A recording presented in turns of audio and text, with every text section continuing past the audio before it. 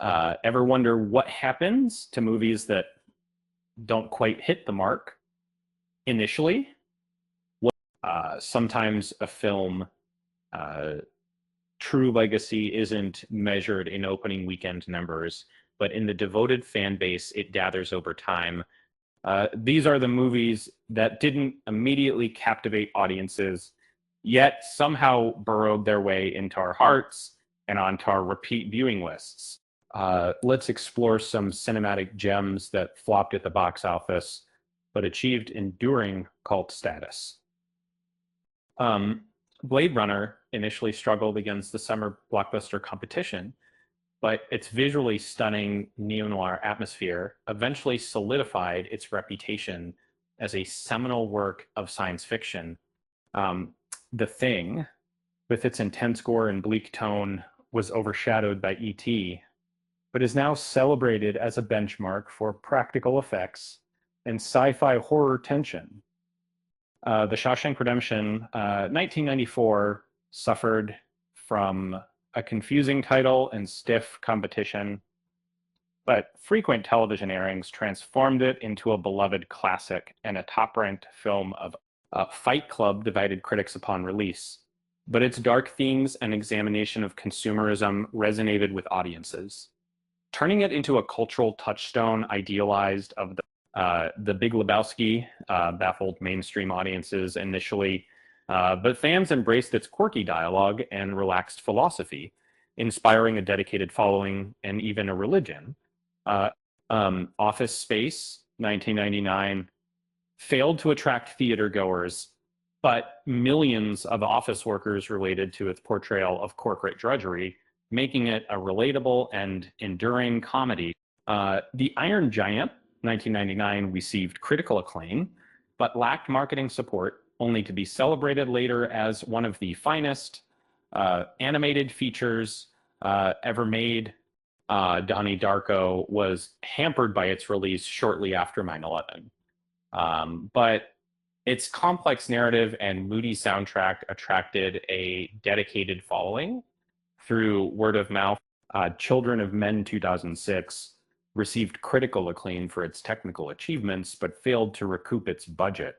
Now frequently cited as one of the most prophetic sci-fi films, uh, Scott Pilgrim versus the World was a critical darling, but failed to connect with a broad audience, gaining a strong following among gamers and comic book fans.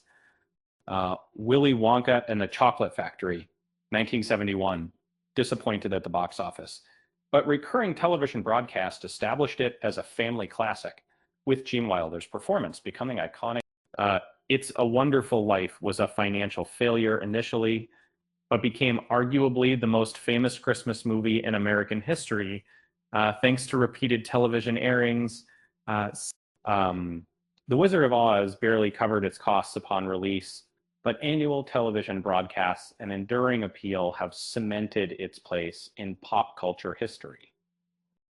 Citizen Kane, 1941, faced suppression and limited exhibition, but is now consistently ranked among the greatest technical achievements in film history. Vertigo, 1958, was initially dismissed by critics, but modern reassessments often place it above Citizen Kane in polls, determining the best films ever made. Brazil 1985 struggled with studio interference, but is now praised for its satirical dystopia and commentary on bureaucracy. Fear and Loathing in Las Vegas was divisive upon release, but fans praised its faithful adaptation of Hunter S. Thompson's writing call.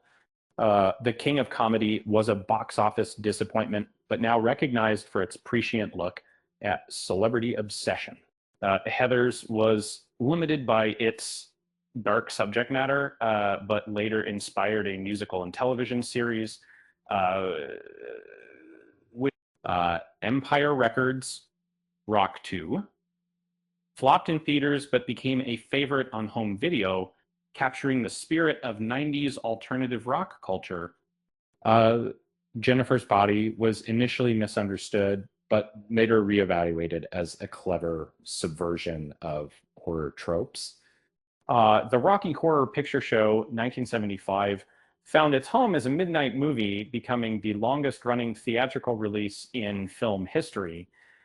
Labyrinth 1986 was a box office bomb, but has become a beloved fantasy classic thanks to its unique visuals and Jim Henson's artistry.